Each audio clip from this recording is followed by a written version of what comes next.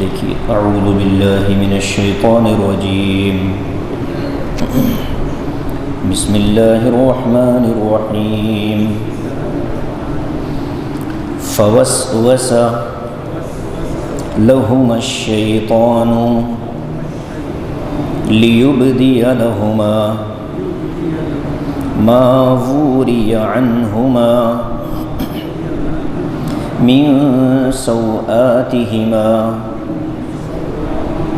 وقال ما نهاكما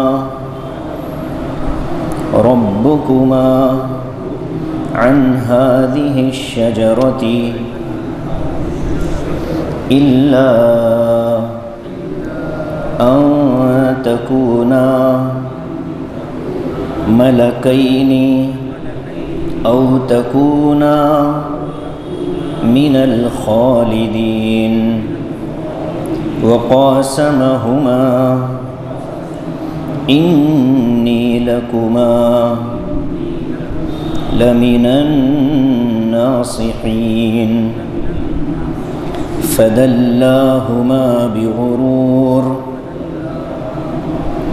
فلما ذاقا الشجرة بدت لهما سوآتهما وطفقا يخصفان عليهما من ورق الجنة وناداهما ربهما ألم أنهكما عن تلكما الشجرة وأقل لكما إن الشيطان لكما عدو مبين صدق اللہ فوسوس لهما الشیطان شیطان نے ان دونوں کو وسوسے میں مبتلا کیا لیبدی لہما ما وری عنہما من سوآتہما جس کے نتیجے میں ان کے جسم کے وہ چھپے ہوئے حصے ان دونوں کے لیے ظاہر ہو گئے وقال ما نہاکما ربکما اور وسوسہ ڈالتے ہوئے شیطان نے یہ کہا کہ آپ دونوں کے رب نے اس درخت کے کھانے سے اس لیے منع کیا ہے الا ان تکونا ملکین کہ اس کے کھاتے ہی کہیں تم دونوں فرشتے نہ بن جاؤ او تکونا من الخالدین یا یہ ہے کہ تم دونوں ہمیشہ ہمیشہ کی زندگی والے بن جاؤ وقاسمہما انی لکما لمن الناصحین قسمیں اٹھا اٹھا کر ان دونوں سے کہا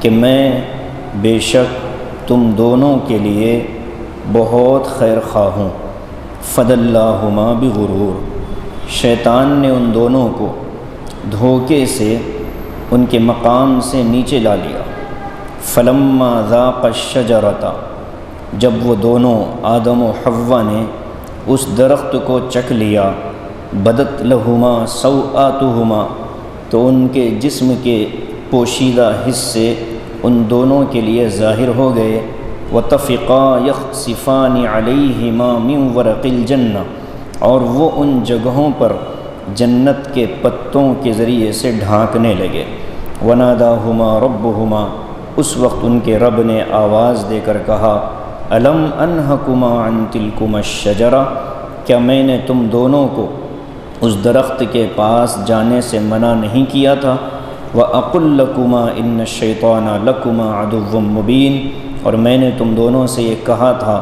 کہ شیطان تم دونوں کا کھلا ہوا دشمن ہے۔ قصہ آدم و حوا میں ہم ہیں۔ گزشتہ درس میں حضرت آدم علیہ السلام کا جنت میں قیام جو عارضی قیام تھا اس کا بیان تھا۔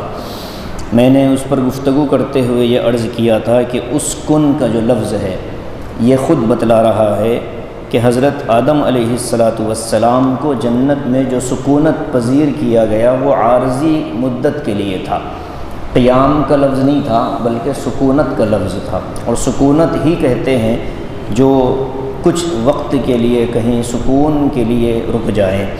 اصل جو حضرت آدم کی پیدائش کا مقصد تھا وہ تو زمین پر آ کر ہی پورا ہونے والا تھا، اور یہ بات حضرت آدم بھی خوب جانتے تھے کہ مجھے جو جنت میں رکھا گیا ہے یہ عارضی مدت کے لیے ہے، مجھے خلافت عرضی کے لیے اللہ نے پیدا کیا، اور خلافت کا کام زمین پر آ کر ہی پورا ہو سکتا ہے۔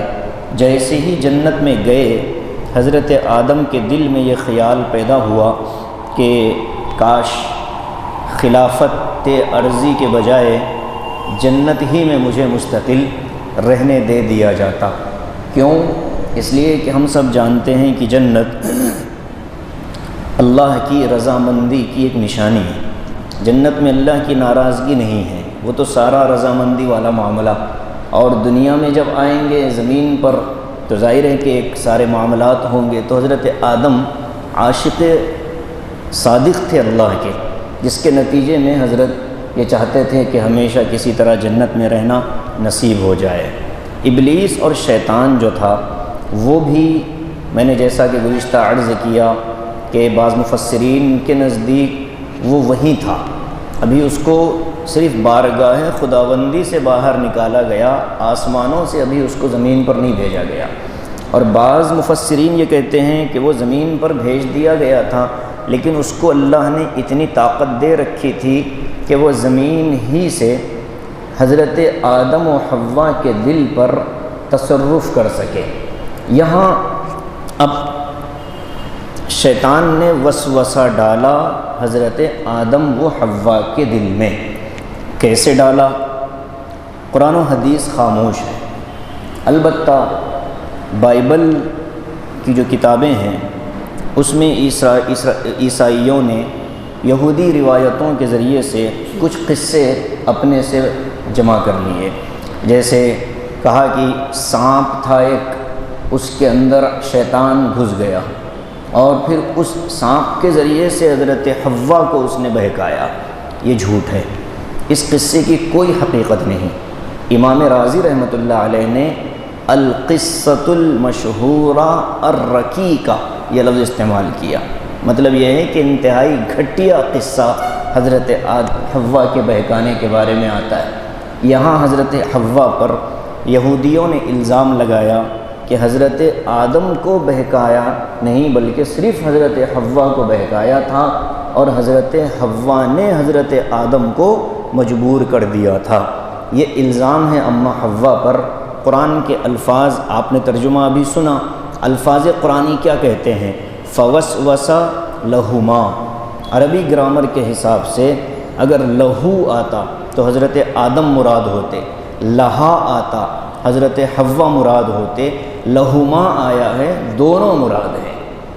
مطلب کیا ہے کہ حضرت آدم و حوا دونوں کو اس نے بہکایا، دونوں کو ورغلایا، دونوں کے دل میں وسوسہ ڈالا۔ اب یہاں وسوسے کی حقیقت سمجھ لیجئے۔ وسوسہ کہتے کس کو ہے؟ عربی زبان میں وسوسے کے لیے جو لفظ ہے ترجمے کے طور پر حدیث النفس کو وسوسہ کہتے ہیں، دل میں کسی بات کا آ جانا، یہ ہے وسوسہ، خیال۔ اب یہ من جانب اللہ اگر آ رہا ہے تو اس کی پہچان کیا ہے، اور من جانب شیطان اگر آ رہا ہے تو اس کی پہچان کیا ہے؟ اگر ہمارا دل نیکی کے کام کی طرف مائل ہو رہا ہے، تقاضا بھی نیکی کا کام کرنے کا ہے۔ یہ الفاظ بڑے ذمہ داری سے ادا کر رہا ہوں۔ دل میں خیال پیدا ہو رہا ہے نیکی کرنے کا، اور وہ موقع بھی نیکی کرنے کا ہے، تو یہ خیال اور یہ چیز من جانب اللہ دل میں ڈالی گئی۔ بعض مرتبہ براہ راست گناہ کا خیال پیدا ہوتا ہے، یہ تو شیطان کی طرف سے ہے، متعین ہے، اور بعض مرتبہ نیکی کا خیال پیدا ہوتا ہے جبکہ اس نیکی کا موقع نہیں ہوتا۔ یہ نیکی کا خیال جو آ رہا ہے در حقیقت یہ ایک نیکی کو گناہ میں بدلنے کا خیال ہے جو من جانبی شیطان آتا ہے۔ کیسے پتہ چلے گا؟ اب یہ محنت سے آدمی کو ملتا ہے۔ کسی کی جوتیاں سیدھی کریں گے، بزرگوں کی تربیت میں رہیں گے تو پتہ چلے گا کہ میں جو کر رہا ہوں یہ نیکی ہے یا اس نیکی کے ذریعے سے مجھے گناہ کی طرف لے جایا جا رہا ہے۔ اذان کا وقت ہو گیا ہو، فرض نماز کے لیے آواز لگا دی گئی ہو، اور اس موقع پر اب کسی کے دل میں یہ خیال آیا کہ اہلیہ کے ساتھ حسن سلوک کرنا بہت بڑی نیکی ہے، نماز کا وقت قریب ہے اور اہلیہ سے حسن سلوک میں آدمی لگا ہے، تو اب شیطان نے نماز سے غافل کر کے دوسری نیکی کی طرف جو لگایا، تو نماز چھوڑ کر حسن سلوک کرنا یہ خود گناہ بن گیا ہے۔ تو یہ جو ترتیب ہے شیطان کے بہکانے کی، یہ بڑی عجیب و غریب ہے۔ حضرت آدم و حوا کو اس نے کیسے بہکایا؟ ساری کتابوں کا خلاصہ اگر آپ سمجھنا چاہتے ہوں، محفوظ محتاط طریقہ کیا ہے؟ وہ یہ ہے کہ ہم نہیں جانتے کیسے بہکایا۔ سب سے آسان طریقہ یہی ہے کہ اس نے بہکایا، وسوسہ ڈالا، ورغلایا، اللہ نے بیان کر دیا، ہم نے ایمان لا لیا۔ تحقیق میں ہم نہیں جاتے کہ وہ کیسے وہ بہکانے پر آیا، کیا راستے اس نے اختیار کیے، کیا شکلیں اس نے اختیار کی۔ ہمیں بہت سے اقوال ہیں، بعض نے لکھا ہے کہ وہ دروازے تک آیا تھا، حضرت حوا دروازے کے قریب تھی تو باہر سے اس نے آواز لگا کر بہکایا۔ کسی بھی چیز کے بارے میں حتمی رائے ہم قائم نہیں کر سکتے، اس کا تعلق غیب کے علم سے ہے۔ یہ غیب کی چیزیں ہیں اور غیب کی چیزوں میں تحقیق نہیں کی جاتی، صرف یقین کر لیا جاتا ہے۔ جیسے اللہ نے فرمایا جنت ہے، ہم نے مان لیا جنت ہے، کیسی ہے مرنے کے بعد ہی پتہ چلے گا، اللہ تعالیٰ جب کھولے گا تب پتہ چلے گا۔ جہنم ہے، ہم نے مان لیا جہنم ہے۔ موت ہے، سکرات ہے، کس نے دیکھا موت کو؟ جو اس سے گزر جاتا ہے اسی کو پتہ چلتا ہے۔ تو ہم اپنے ذہن سے کسی چیز کو طے کر لیں، یہ محتاط رویہ نہیں ہے۔ اس لیے علماء نے لکھا ہے کہ شیطان نے ورغلایا دونوں کو، حضرت حوا پر الزام عیسائیوں نے لگایا، اور ہمارے بھی اکثر واعظین اپنے بیانوں میں عورتوں کی اہمیت کو گھٹانے کے لیے یا عورت ذات کی شرارت کو بتلانے کے لیے سیدھے یہ کہہ دیتے ہیں کہ یہ تو اس نے تو مرد کو جنت سے نکال دیا۔ یہ جھوٹا الزام ہے حضرت حوا پر، یہ حقیقت کے خلاف ہے۔ قرآن تو صاف کہہ رہا ہے تم دونوں کو منع کیا تھا، تو شیطان نے دونوں کو بہکایا۔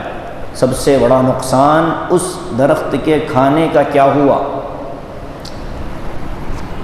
حضرت حوا و آدم کو اللہ نے جنت میں جب رکھا تھا، نورانی لباس میں رکھا تھا، اور اتنا نورانی لباس تھا کہ ان کے جسم کے وہ مخصوص اعضاء جس کو ہم ستر کہتے ہیں، ستر بھی ان لوگوں کی نگاہوں سے پوشیدہ تھی، ستر بھی اللہ تعالیٰ نے چھپا کر رکھا تھا۔ گویا کہ انسان کی سب سے اعلیٰ درجے کی جو خصوصیت حیا، اس کو اللہ نے حضرت آدم و حوا میں بنیادی طور پر لگا دیا۔ اس درخت کے کھانے میں اللہ نے یہ تاثیر رکھی تھی کہ اس درخت کے کھاتے ہی وہ جنتی لباس اتر جاتا تھا، اس لیے فرمایا فوسوس لهما الشیطان لیبدی لهما ما وری عنہما من سوآتہما۔ شیطان کے بہکانے کا مقصد کیا تھا؟ حسد تھا۔ حضرت آدم کو اس نے سجدہ کرنے سے انکار کیا، جس کے نتیجے میں اللہ نے اس کو راندے درگاہ کر دیا۔ اب اس کے دل میں حضرت آدم کے بارے میں بغض اور حسد پیدا ہو چکا تھا۔ اس حسد کے نتیجے میں وہ اس کوشش میں ہوا کرتا تھا کہ کسی طرح آدم کی ان نعمتوں سے آدم کو محروم کر دیا جائے۔ اچھے انداز میں آ کر کے اس نے مشورہ دیا۔ علماء نے لکھا ہے ہر خیر خواہی والا کا مشورہ دینے والا ہمارا خیر خانی ہوتا۔ اس لیے جب بھی کوئی رائے ہمارے سامنے کسی بھی نوعیت کی آئے، بظاہر اس میں ہمارا فائدہ محسوس ہو، کہنے والے کے حالات سے بھی واقفیت ضروری ہے۔ ہر رائے جو ہمارے حق میں بہتر ہوگی ہم اس کو لے کر تسلیم کر کے اگر اس کے مطابق عمل کریں گے تو یہی ہوگا جو نقصان اٹھایا گیا۔ اس لیے شیطان جس انداز میں حضرت آدم کو بہکاتا، شیطان نے جس انداز میں ان دونوں کو بہکایا، وہ وسوسے کا لفظ ہے، اس کو ذہن میں رکھیں۔ وسوسے میں دوسرا لفظ آتا ہے زبان سے آہستہ آواز سے کسی کے کان میں کچھ کہہ دینا، یہ بھی وسوسہ ہے۔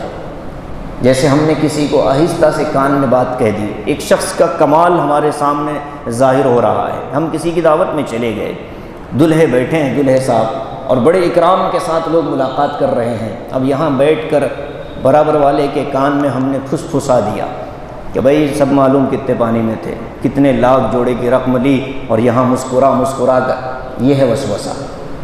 ایک شخص بالکل خالی الذہن ہو کر اس کی خوشی میں شریک ہونے کے لیے آیا، اور اس نے انسان نما شیطان نے اس کے ذہن میں ایک غلط بیج بو دیا۔ اب وہ اس غلط فہمی کو دور تو کرے گا نہیں، اس کو اپنے اندر رکھ کر اس کو ایک بڑا درخت بنا لے گا، جس کے نتیجے میں وسوسہ ڈالنے والا تو چلا جائے گا، لیکن جس کے دل میں وسوسے کا بیج بو دیا گیا وہ بیچارہ غلط فہمی، بدگمانی، بدزبانی، حسد، بغض اور جھوٹا الزام لگانے کی پاداش میں جہنم کے راستے پر چلتا رہے گا۔ اسی کو قرآن کریم نے ایک جگہ فرمایا، من شر الوسواس الخناس الذی یوسوس فی صدور الناس من الجنۃ والناس۔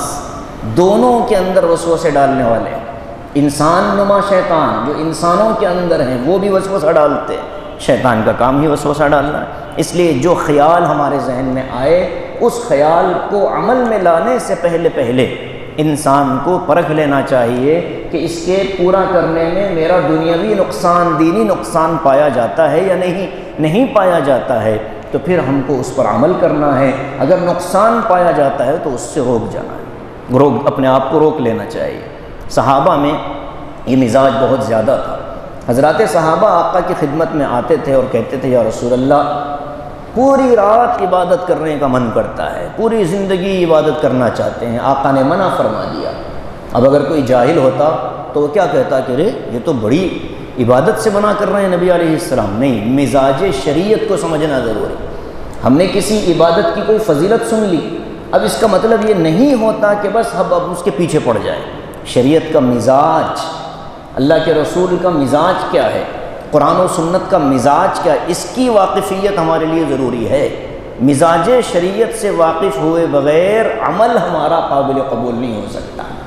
جیسے کسی کی ماں بیمار تھی، حضور علیہ السلام کی خدمت میں حاضر ہوئے، پوچھا یا رسول اللہ جہاد میں جانا چاہتا ہوں۔ فرمایا ماں، کہنے لگی بوڑھی ہے، فرمایا کہ ماں کی خدمت کر لے، جہاد کا ثواب ملے گا۔ آقا علیہ السلام نے کتنا پیارا جواب دیا، یہ نہیں کہا، ہم ہوتے جذباتی تو کہتے کہ نہیں تم جاؤ، اللہ تعالیٰ خدمت کے لیے انتظام کرے گا، یہ غلط تھا۔ حضور نے فرمایا کہ تمہارے لیے ماں کی خدمت جہاد سے افضل ہے۔ یہ ہے مزاج شریعت، کون سا کام نیکی کا کس وقت کیا جائے، اس کا تقاضا کیا ہے، یہ ہے تقاضا آدمی کے سامنے ہو۔ وہ تقاضا جو اصطلاحی تقاضا ہے وہ نہیں، بلکہ شریعت ہماری زندگی میں جس انداز میں داخل ہوتی ہے پھر ہمیں رہنمائی کرتی ہے کہ کس وقت کون سا کام کرنا ہے۔ یہ شریعت کا مزاج جس کو سمجھ میں آ جائے پھر وہ آدمی گمراہی سے محفوظ رہے گا۔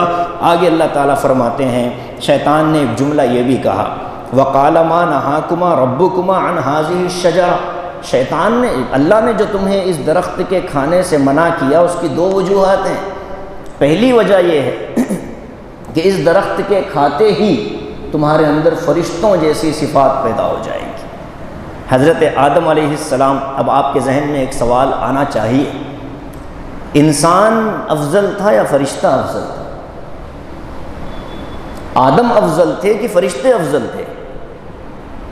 ظاہر ہے کہ حضرت آدم سجدہ کروایا گیا، یہ ان کا مقام بلند، خلافت ارضی کی ذمہ داری، لیکن حضرت آدم کے دل میں جو بات ڈالی جا رہی ہے وہ یہ کہ آپ اس درخت کو کھا لیں گے تو آپ فرشتے بن جاؤ گے۔ حضرت آدم علیہ السلام نے سوچا کہ واقعی اچھا ہے اگر فرشتے بن گئے، تو اب یہ سوال آتا ہے کہ ایک افضل جگہ سے مفضول جگہ پر حضرت آدم کیوں آنا چاہتے تھے؟ اس کا آسان سا جواب یہ ہے کہ حضرت آدم نے فرشتوں کے مقام اور مرتبے کو نہیں دیکھا، بلکہ حضرت آدم نے فرشتوں کے کام دیکھے۔ حضرت آدم نے دیکھا کہ فرشتے اللہ کی نافرمانی نہیں کرتے، فرشتے عبادت میں لگے رہتے ہیں، اور فرشتے اللہ کے مقرب ترین بندے اور اللہ کی بارگاہ میں ہمیشہ رہنے والی مخلوق ہے، آنا جانا فرشتوں کا لگا رہتا ہے۔ اللہ سے ہم کلامی فرشتے کرتے رہتے ہیں، اللہ کے احکام نیچے لانے کا کام فرشتوں کی ذمہ داری۔ تو حضرت آدم نے سوچا خلافت ارضی تو بڑا کام ہے، لیکن اس میں اللہ تبارک و تعالیٰ سے جو ملاقات اور اللہ سے کے دربار میں جو بار بار کی حاضری ہے یہ تو نہیں ملے گی، اگرچہ کہ بڑا پوسٹ میرے لیے ہے، لیکن یہاں جو قرب خداوندی مجھے حاصل تھا وہ فرشتوں کو حاصل ہے۔ قرب خداوندی کی نیت سے حضرت آدم علیہ السلام نے یہ چاہا کہ وہ فرشتے بن گئے، اعتراض ختم ہو گیا۔ حضرت آدم مزاج ہوتا ہے ہر انسان کا، مقام اپنی جگہ، پوسٹ اپنی جگہ، خلیفہ اللہ کے بنائے جا رہے ہیں سب اپنی جگہ، لیکن قرب خداوندی جو عاشق ہوتا ہے وہ عہدوں کے چکر میں نہیں پڑتا، وہ قرب کے تلاش میں رہتا ہے۔ وہ کہتا ہے کہ میں آپ کے پاس رہوں گا، مجھے کہیں آپ بڑا پوسٹ دے کر بھیجنے کی ضرورت نہیں، بس میں آپ کی خدمت میں رہوں گا۔ یہ حضرت آدم کا خیال تھا۔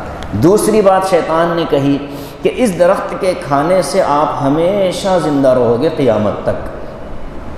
یہ کیا تھی بات؟ یہ بات تھی کہ فرشتے ظاہر ہے کہ وہ بھی قیامت تک زندہ رہیں گے، فرشتوں کو بھی موت ابھی نہیں ہے، وہ بھی قیامت تک اللہ کے احکام پر چلتے رہیں گے، جو ذمہ داری اللہ نے ان کو دے رکھی ہے وہ اس پر چلتے رہتے ہیں۔ تو حضرت آدم نے یہ سوچا کہ میں اگر فرشتہ بن گیا یا فرشتوں جیسی صفات آ گئی تو پھر موت سے بھی بری، موت سے جب بری تو اس کا مطلب یہ ہے کہ ہمیشہ اللہ کا دیدار اور اللہ کے دربار میں بار بار کی حاضری نصیب ہوگی۔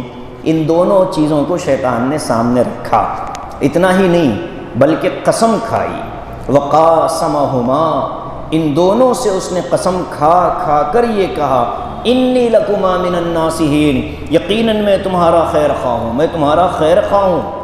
یہاں ایک مسئلہ سمجھ لیجئے، مسلمانوں کو حکم یہ ہے کہ اولاً تو اللہ کے نام کی قسم بلا ضرورت نہ اٹھائی جائے، لیکن اگر بات کے تسلیم کروانے کی کوئی دوسری شکل نہ ہو، گواہ موجود نہیں ہے، تو ایسی صورت میں پھر قسم اٹھا کر اپنی بات کہنے کی اجازت ہے۔ یہ تو کہنے والے کے لیے ہو گیا۔ اب آگے جو قسم جس کے سامنے اٹھائی جا رہی ہے ان کو حکم کیا ہے؟ اگر کوئی مومن اللہ کے نام کی قسم اٹھا کر کوئی بات کہہ دے تسلیم کر لو۔ یہ حکم ہے شریعت کا کہ اگر کوئی ہم سے کہے کہ اللہ کی قسم میں صحیح کہہ رہا ہوں، اب ہم کو اس کی بات کو تسلیم کر لینا چاہیے، مزید قیل و قال میں آدمی کو پڑھنے کی اجازت نہیں۔ یہ تو ایک شرعی مسئلہ ہوا۔ حضرت آدم علیہ السلام کے ساتھ کیا ماجرا تھا؟ شیطان نے ان دونوں کے سامنے اللہ کی قسم اٹھا لی۔ یہ پہلا واقعہ ہے کہ کسی انسان کو کسی فریبیے سے سابقہ پڑ رہا ہے، ایک دھوکے باز سے پہلی ملاقات ہے، فریب دینے والے سے پہلی ملاقات ہے۔ حضرت آدم نے یہ سوچا کہ اللہ اتنی عظمت و جلالت والے، یہ ابلیس اللہ کا نام لے کر اور اللہ کے نام کی قسم اٹھا کر بھی جھوٹ بولے گا۔ حضرت آدم نے سوچا کہ اللہ کا نام استعمال کر رہا ہے تو یہ تو جھوٹ نہیں بول رہا ہوگا۔ بس یہاں حضرت آدم سے وہ اجتہادی خطا ہوئی۔ اجتہادی خطا کو غلطی نہیں کہتے، معصیت نہیں کہتے، گناہ نہیں کہتے۔ حضرت آدم سے گناہ نہیں ہوا، معاذ اللہ، گناہ نہیں ہوا، یہ کوئی گناہ کا کام نہیں تھا۔ حضرت آدم نے اللہ کی نافرمانی کی نیت سے کوئی قدم نہیں اٹھایا، بلکہ وہ اور اللہ کے قریب جانا چاہتے تھے اور اللہ کی نعمتیں لینا چاہتے تھے۔ اس نیت سے ایک کام کر لیا ہے، اور اس کام کے کرنے میں بھی ابلیس نے جو الفاظ استعمال کیے وہ بھی اللہ کا نام ہی تھا، جس کے نتیجے میں حضرت آدم نے یہ سوچا کہ ٹھیک ہی کہہ رہا ہوگا، جھوٹ تو نہیں کہتا اللہ کا نام لے کر۔ بس یہاں سے حضرت آدم علیہ السلام سے وہ اجتہادی چوک ہو گئی۔ نماز آدمی پڑھتا ہے، نماز پڑھتے پڑھتے تیسری رکعت میں انسان کو کھڑا ہونا ہے، لیکن اچانک بیٹھ گیا، فوراً یاد آیا کہ مجھے تو کھڑا ہونا تھا، پھر کھڑا ہو گیا، نماز پر کوئی اثر نہیں پڑتا۔ کیوں؟ اس لیے کہ بھول اور چوک اس امت سے اللہ نے معاف کر دیا۔ تاخیر اگر ہو گئی، بیٹھ گئے، 3 مرتبہ سبحان اللہ کی مقدار بیٹھے رہے، پھر یاد آیا، اب جب اٹھیں گے تب بھی نماز ہو جائے گی، بس 2 سجدے آخری میں اضافے کر لو۔ اللہ تعالیٰ نے اتنا معاملہ رکھا ہے کہ بھول اور چوک کو غلطی نہیں فرمایا۔ ایک روزے دار ہے، روزے کے عالم میں پیٹ بھر اس نے کھانا کھا لیا بھولے سے، پانی پی لیا بھولے سے، کوئی اس کے روزے کے ثواب میں کمی نہیں آئے گی۔ تو گویا کہ چوکنا اور بھول جانا یہ معصیت اور گناہ میں داخل نہیں ہے۔ اس لیے جو لوگ یہ کہتے ہیں کہ غلطی تو آدم سے ہوئی تھی، یہ غلط کہتے ہیں۔ غلطی نہیں تھی، چوک گئے تھے۔ غلطی کہنا نبیوں کے بارے میں یہ آدمی کو پھر ایمان کے بالکل کنارے کھڑا کر دیتا ہے، اس لیے کہ انبیاء غلطیوں سے معصوم ہوتے ہیں۔ معصوم کا مطلب ان سے اللہ نے گناہ کروایا ہی نہیں، غلطیاں ان کے اندر وہ مادہ تو تھا لیکن اللہ تعالیٰ نے ان کو اس سے محفوظ کر دیا ہے۔ وہ چاہیں بھی تو نہیں کر سکتے، ان کے دل میں خیال ہی نہیں آتا۔ یہ اللہ تعالیٰ کا نظام ہے۔ اس لیے انبیاء اکرام علیہ السلام کے واقعات جو قرآن کریم میں بیان کیے گئے ہیں، ان کے بیان کرتے ہوئے انسان کو اتنی احتیاط کرنی چاہیے، الفاظ بھی بہت سوچ سمجھ کر استعمال کریں۔ واقعے کو کہیں نقل کر رہے ہوں، لفظ بگڑ جائے تو ایمان خطرے میں پڑ جاتا ہے آدمی کا۔ اگر یہ کہا جائے کہ آدم علیہ السلام سے غلطی ہوئی تو آدمی خطرے میں ہے۔ چوک ہوئی تھی، بھول ہوئی تھی، اور بھولنے کو دنیا بھی غلطی نہیں تسلیم کرتی، اللہ کا قانون بھی اس کو غلطی تسلیم نہیں کرتا۔ آدم سے کوئی خطا نہیں ہوئی، آدم علیہ السلام سے بھول ہوئی۔ میں بار بار یہ الفاظ دہرا رہا ہوں تاکہ ہمارا عقیدہ نہ بگڑ جائے۔ عقیدہ بگڑے گا، انبیاء کی شان میں گستاخیاں ہوں گی۔ انبیاء اکرام کو اپنے جیسا انسان سمجھ کر ہم ان کی عدالت کے قائم کر دیں گے اور یہ کہہ دیں گے فلاں نبی سے یہ غلطی ہوئی، فلاں نبی سے یہ غلطی ہوئی، فلاں نبی سے یہ غلطی ہوئی، فلاں نبی سے۔ حضرت آدم سے لے کر نبی پاک صلی اللہ علیہ وسلم تک 25 انبیاء کا تذکرہ قرآن کریم میں ہے۔ ان میں سے اکثر کے واقعات اللہ نے بیان فرمائے۔ کسی کے واقعے کو بیان کرتے ہوئے کبھی اپنے زبان سے غلطی، معصیت، گناہ یا اپنی احساس یا اپنی فرائض ذمہ داری ادا کرنے میں کوتاہی کرنے کا لفظ نکلا، آدمی گمراہی کے راستے پر چل پڑے گا۔ جتنے گمراہ فرقے اس وقت ہیں، قرآن پڑھ پڑھ کر گمراہ ہونے والوں میں سے ایک بڑی تعداد انہی کی ہے جنہوں نے یہ لکھا ہے، یہ کہا ہے اپنی تقریروں میں اور اپنی کتابوں میں، اپنی تفسیروں میں لکھا ہے۔ اردو کی 20 تفاسیر ایسی ہیں کہ لوگوں نے شوق میں آ کر تفسیر تو لکھی اور اس میں انبیاء کے واقعات کو بیان کرتے ہوئے نبی کو اپنے جیسا انسان تصور کر کے بس وہ سارے واردات، وہ سارے غلطیاں جو ایک انسان سے ہو سکتی ہیں، انبیاء کے اندر اس کو تسلیم کر کے پھر یہ کہا کہ نہیں فلاں نبی سے غلطی ہوئی جس کے نتیجے میں یہ ہوا۔ حضرت یونس علیہ السلام کے بارے میں ایک مفسر نے لکھا کہ یونس علیہ السلام نے اپنی ذمہ داری پوری نہیں کی، قوم کو چھوڑ کر چلے گئے، اللہ کا عذاب آیا، قوم نے توبہ کی، اس کے بعد اللہ کا عذاب ہٹ گیا۔ اب یونس علیہ السلام کو بطور سزا کے اللہ نے مچھلی کے پیٹ میں ڈال دیا۔ یہ لکھا ہے کتابوں میں۔ کتنی جرأت ہے کہ ایک نبی کے بارے میں اتنی بڑی بات کہنا کہ نبی اپنی ذمہ داری کو پورا نہیں کر پاتے۔ اگر نبی اپنی ذمہ داری پوری نہیں کرتے ہیں تو پھر اس کا مطلب یہ ہے اللہ آپ نے صحیح انسان کو نبی نہیں بنایا، آپ نے ایک صحیح انسان کو نبی نہیں بنایا، ان کی جگہ کسی اور کو بناتے شاید وہ احساس ذمہ داری۔ انبیاء اپنے مشن میں کامیاب ہیں، ان کے کسی عمل پر تنقید کی اجازت دنیا میں کسی کو نہیں ہے۔ جتنے گمراہیاں دنیا کے اندر آ رہی ہیں، انبیاء کی عصمت، ان کی عفت، ان کے مقام اور ان کے رتبے پر انگلی اٹھانے کے نتیجے میں آ رہی ہے۔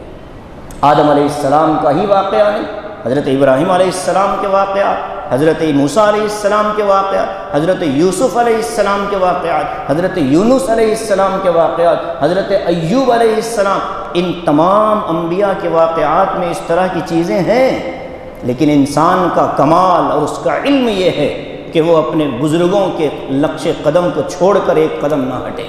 اگر وہ راستہ چھوڑے گا، انبیاء کے واقعات کو نبی نے کیسے سمجھایا، صحابہ نے کیسے سمجھایا، تابعین نے کیسے سمجھایا اور امت کے مقبول مفسرین نے کیسے سمجھایا، اس راستے کو اگر چھوڑیں گے تو پھر آدمی گمراہی کی طرف جائے گا اور اس گمراہی کو گمراہی تسلیم کیا جائے گا۔ واقعات ہیں، تفسیر کی کتابوں میں ایسی چیزیں لکھی ہیں کہ آدم علیہ السلام سے غلطی ہوئی، عربی تفاسیر کے اندر لکھا ہو۔ حضرت موسیٰ کے واقعات، حضرت یوسف کے واقعات میں مفسرین نے لکھا ہے کہ لیکن امت نے ان کی تفسیروں کو قبول نہیں کیا، امت نے ان کی تفسیروں کو قبول نہیں کیا، کہا کہ تم نے لکھا ہو تم اپنی قبر میں جواب دے لو، عوام میں اس کو ذکر کرنے کی اجازت نہیں ہے۔ مولانا عبد الکریم پاریک صاحب، شاید آپ میں سے بہت سے لوگوں نے ملاقات بھی کی ہوگی اور بہت سے تو نام سنا ہوگا، عالم نہیں تھے، وہ عالم دین نہیں تھے، قرآن کا ذوق تھا، قرآن اچھی پڑھتے تھے، ترجمہ بھی بہت محنت سے کیا، تفسیر بھی انہوں نے لکھی۔ وہ مرید تھے حضرت مولانا ابو الحسن علی ندوی رحمۃ اللہ علیہ کے، تفسیر لکھی، حضرت مولانا علی میاں کی خدمت میں پیش کیا اور کہا کہ حضرت میں نے تفسیر لکھی ہے، آپ نظر ڈالیں اس پر۔ مولانا علی میاں نے کتاب نہیں کھولی، اس کو ایسے ہی بند رکھا۔ سب سے پہلے پوچھا کہ کس کی نگرانی میں لکھا تھا؟ کہا کہ نہیں حضرت میں نے اپنے ذوق سے لکھا ہے، بزرگوں کی کتابیں دیکھ دیکھ کر لکھی۔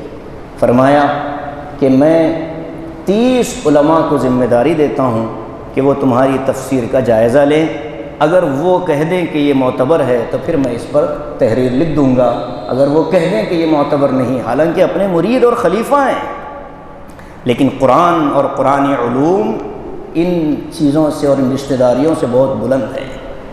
ایسا نہیں کہ بھائی بس ہمارے خاص آدمی نے لکھا ہے لہٰذا میں تائید کر دیتا ہوں، نہیں، قرآن کا معاملہ ہے۔ 30 علماء کو ذمہ داری دی مولانا علی میاں صاحب نے، انہوں نے ایک ایک لفظ پڑھا، ایک ایک لفظ کے معنی اور مطالب پر غور کیا، اس کے بعد کہیں جا کر اس میں سے ایک بڑا حصہ نکال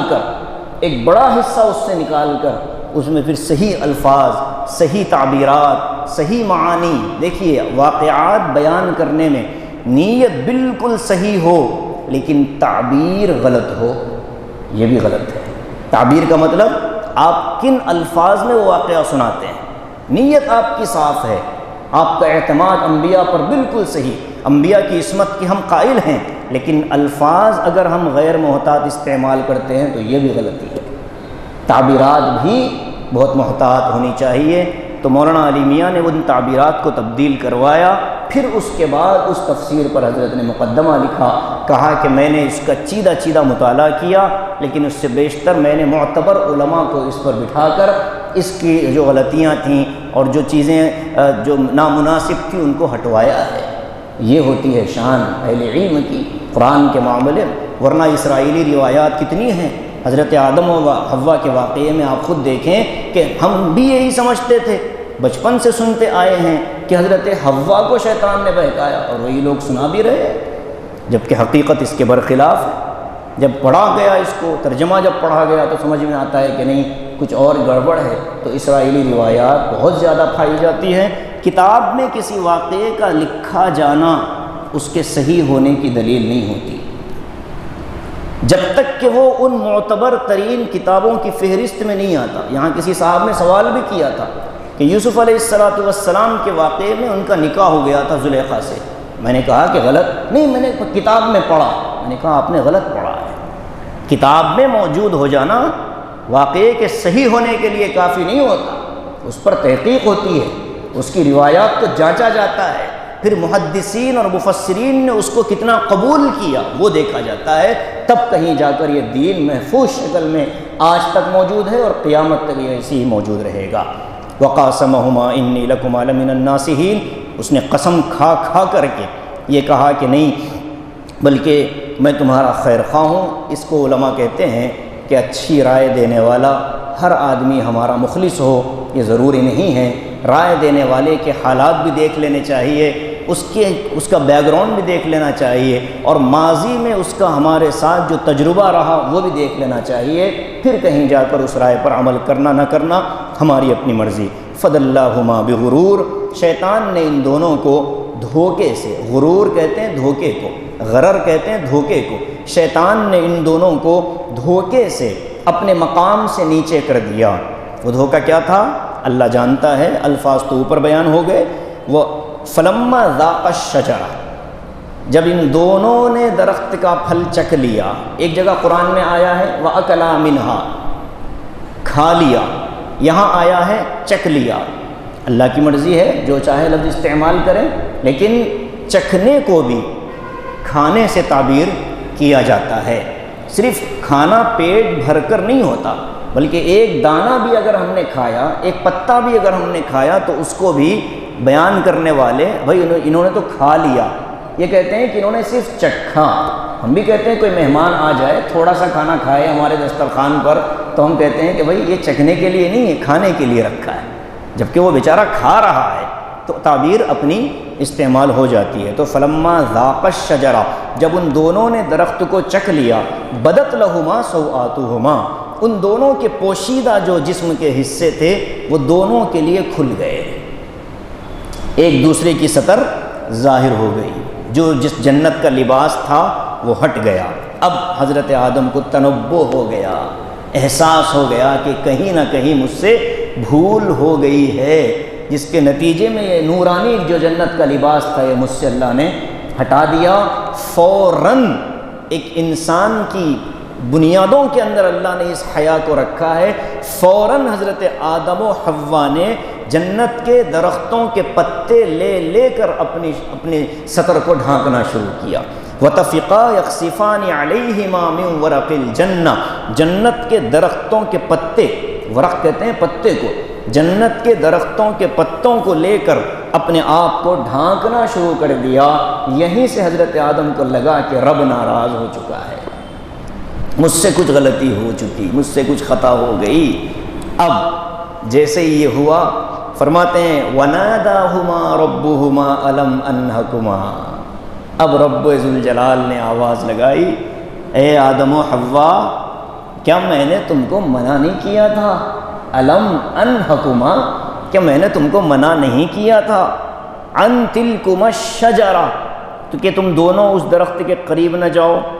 وَأَقُلْ لَكُمَا، اور میں نے تم سے یہ نہیں کہا کہ ان الشیطان لکما عدو مبین، شیطان تمہارا بہت کھلا کھلا دشمن ہے، میں کہہ دیا تھا، پھر بھی تم اس کی باتوں میں آ گئے۔ اب دیکھیے اللہ تعالیٰ نے جو انداز اختیار کیا ہے حضرت آدم و حوا سے گفتگو کا، اس میں کہیں ناراضگی کے الفاظ نہیں ہیں، غضب والا جملہ نہیں ہے، غصے والے الفاظ نہیں ہیں، بس یہ پوچھا کہ میں نے تو منع کیا تھا، کیا پیار سے اللہ نے کہا، میں نے منع نہیں کیا تم کو، پھر بھی تم کھا گئے۔ گویا کہ اللہ اس وقت بھی حضرت آدم و حوا سے ناراض نہیں تھا، جب اللہ تبارک و تعالی خود اپنے اس پیارے بندے کو ڈانٹ نہیں رہا ہے اور غصے کے الفاظ استعمال نہیں کر رہا، تو ایسے وقت میں انسانوں کو کیا حق پہنچتا ہے کہ وہ حضرت آدم کو خطاوار ٹھہرائیں، اور دنیا میں جو غلطیاں انسان کرے فوراً یہ کہہ دے غلطی تو آدم سے بھی ہوتی ہے۔ انسان خطا کا پتلا ہے، انسان خطا کا پتلا ہے، خطا انسان سے ہوتی ہے، آدم علیہ السلام سے نہیں ہے، اور انسان خطا کا پتلا ہے، اس میں انبیاء اکرام علیہ السلام باہر ہیں تو انسان، لیکن اللہ تعالیٰ نے ان کے لیے ایک الگ پروٹیکشن رکھا ہے کہ یہ خطا کے پتلے نہیں ہیں، دوسرے انسان خطا کے پتلے ہیں۔ اس لیے ان انبیاء کے واقعات کو بہت احتیاط سے پڑھنا چاہیے اور بہت احتیاط سے ان کو سمجھنا بھی چاہیے، الفاظ کا استعمال بھی بہت سوچ سمجھ کر کیا جائے، ورنہ لوگ کہہ دیتے ہیں کہ بھائی ہم سے غلطی ہوئی تو کیا ہوا، ہمارے بابا آدم نے غلطی کی، نہیں بھائی، آدم علیہ السلام سے بھول ہوئی تھی، اور ہم جو کرتے ہیں وہ گناہ کرتے ہیں، ہماری غلطی گناہ ہے، آدم کی بھول گناہ نہیں تھی، آدم کی بھول گناہ نہیں تھی، بلکہ ہماری غلطیاں جو ہیں یہ گناہ ہیں، تو اس کو اس سے کوئی نسبت نہیں۔ کہتے ہیں نا کہ چہ نسبت خاکرا با عالم پاک، مٹی کو آسمانوں سے کیا مناسبت، اللہ کا دربار، آدم کو اللہ نے اپنے دست خاص سے بنایا، ملائکہ کا مسجود بنایا، اور ہم ان کے اندر یہ کہیں کہ نہیں ان سے غلطی ہوئی، گناہ ہوا، یہ طریقہ مناسب نہیں ہے۔ یہ بہت یعنی یہ سمجھ لیجئے کہ ایک خاردار راستہ ہے، اس سے گزرنے کے لیے دونوں ہاتھوں میں بزرگان دین کی دامن پکڑ کر آدمی چلے گا تو بچے گا، ورنہ ہم اپنی نفسانیت کو اور اپنے مفاد کو، اپنی ضرورتوں کو، اپنے تقاضوں کو، اپنی ترجیحات کو سامنے رکھ کر جب ہم اس طرح کے واقعات پڑھیں گے تو پھر ہمارا ذہن واقعے کو لے جا کر میری اپنی ترجیح کی طرف پلٹا دے گا، اور پھر میں اس میں سے اپنے کام کی بات نکال لوں گا اور لوگوں کو پھر اس کا غلط معنی اور مطالب پہنچا دوں گا۔ یہ بڑی نازک گھڑیاں ہوتی ہیں۔ یہاں تک جو بات آئی ہے حضرت آدم و حوا کی، یہ صرف گفتگو تک کا مرحلہ تھا۔ اب اس کے بعد قرآن کریم کے اس موقع پر ان دونوں کو زمین پر آنے کا جو واقعہ ہے وہ بیان کیا گیا ہے ایک لفظ کے اندر، اور وہ انشاءاللہ اگلے درس میں ہم پڑھیں گے کہ کیسے اللہ نے ان سب کو کہا کہ زمین پر چلے جاؤ، کیسے آئے، کہاں آئے، کیا ان کے ساتھ معاملات پیش آئے۔ شیطان بھی تھا، وہ بھی زمین پر بھیج دیا گیا، اور پھر آج تک دنیا میں انسانوں کے آنے جانے کا مزاج چل رہا ہے۔ جنت میں آدم و حوا کی وہ ملاقات نہیں ہوئی جو ایک میاں اور بیوی کی ہوتی ہے۔ وہاں تو یہ گئے، نعمتوں میں پلتے رہے، اچانک یہ ہوا اور پھر اللہ نے کہا کہ اب چلے جاؤ۔ تو دنیا میں انسانوں کے آنے کا جو سلسلہ شروع ہوا آدم و حوا کے زمین پر آنے کے بعد شروع ہوا۔ انشاءاللہ اس پر اگلے درس میں گفتگو کی جائے گی۔ اللہ تعالی ہم سب کو قرآن و سنت کا صحیح علم نصیب فرمائے، صحیح فہم نصیب فرمائے، اور ہم سے غلطیوں اور کوتاہیوں کو اللہ معاف فرما دے۔ انبیاء اکرام علیہم السلام کی شان کو ان کی شان کے مطابق بیان کرنے کی اللہ توفیق نصیب فرمائے۔ آمین۔ وآخر دعوانا